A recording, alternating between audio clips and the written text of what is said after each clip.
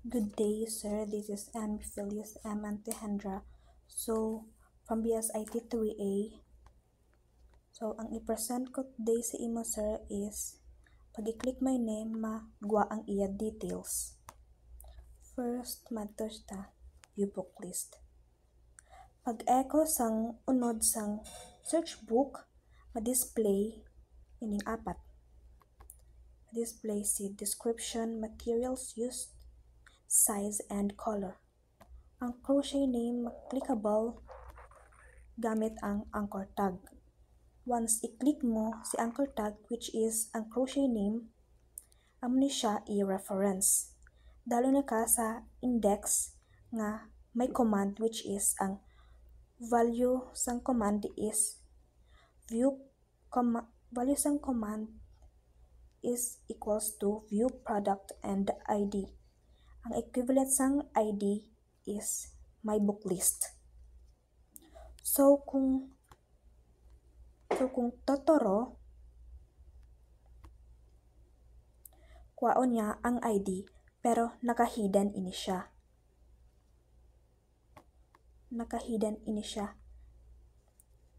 Gitaon niya, naka-hidden ini siya or hindi siya kitaon. Diriya ipasa sa URL.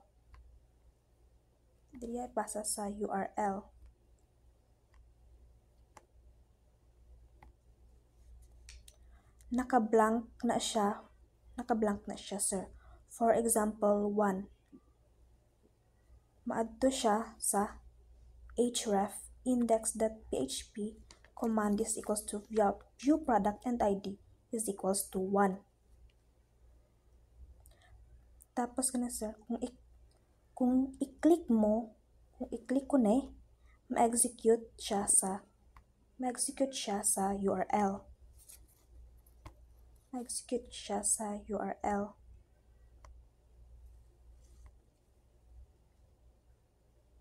Pasaya kay index. Si index ma-create sang bago na object. Tapos gin-access na si bago na function halin kay object gamit si controller.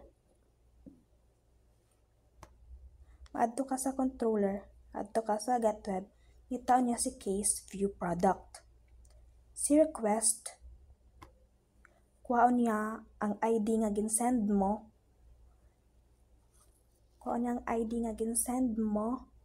Nga meaning may parameter ni ID mo. Then after ka na, ihaboyan di ang value, which is ang 1.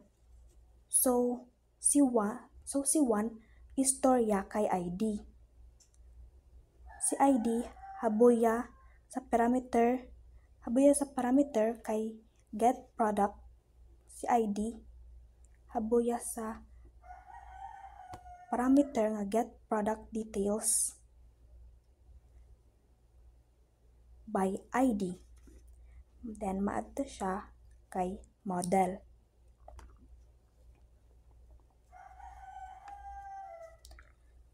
May variable si ID nga 1.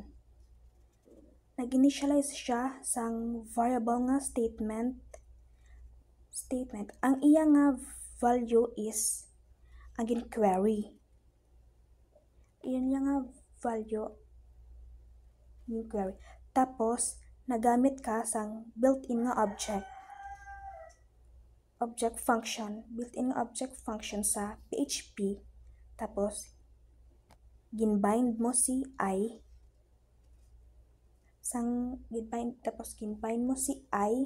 sang value ni ID, which is ang 1. So ang value ni I is 1. Since may placeholder, ngitaon ni siya ni bind parameter, i-substitute yan na si placeholder into I.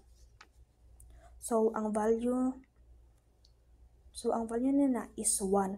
So meaning ang placeholder ilisan niya sang 1. So after ni ang statement ma-execute. maadto siya sa localhost,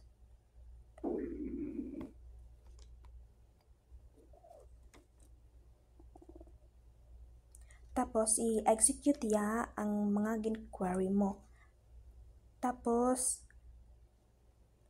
i-execute sa mga gin-query mo. Tapos nag-initialize siya sang variable nga result. Si statement ginkuha ya ang result.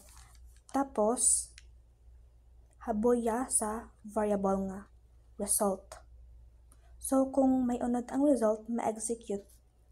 Kung mag-unod ang result, ma-execute si return. So kung wala, mabalik sa null.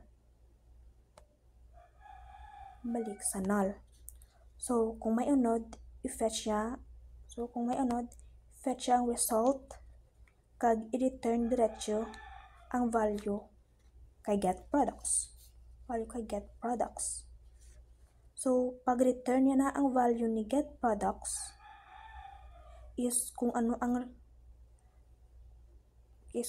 result nga ginpagwa ni select query mo. Tapos istorya kay product. Kung 1 ang imo ID, ma-1 man ni siya.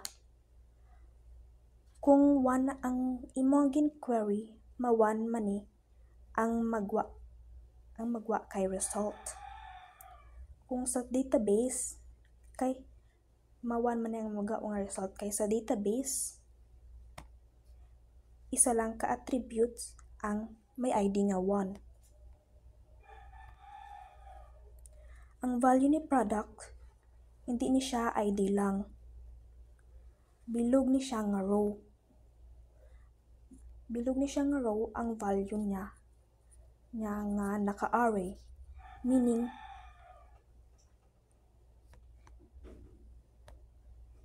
si index 0 is ID, si index 1 is Koshi name, index 2 description, and so on. So ang value ni product is damo. Isa ni siya. Ang value ni product is damo, isa ni siya ka row. If true si product, include ya si HTML view product details.php. If else, ma-execute ni siya. Or ma-alert window ikaw. So let's say nga ang product meaning. Let's say true ang product meaning may value. Adto ka sa view product details. Si view product details, call out ya si products nga halin sa controller. Naka-pointer variable ka sa ila row. Meaning gin-access niya ni si images. Ma-display na siya, and ang iban nga lines of code. Product which is ang variable nga gin-access nga indexes sa column name. So kung description variable, product pointer variable description. So kung size variable, product pointer variable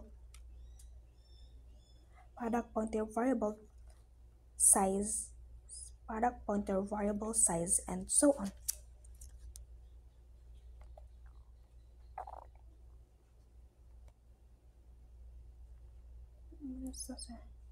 That's all, sir.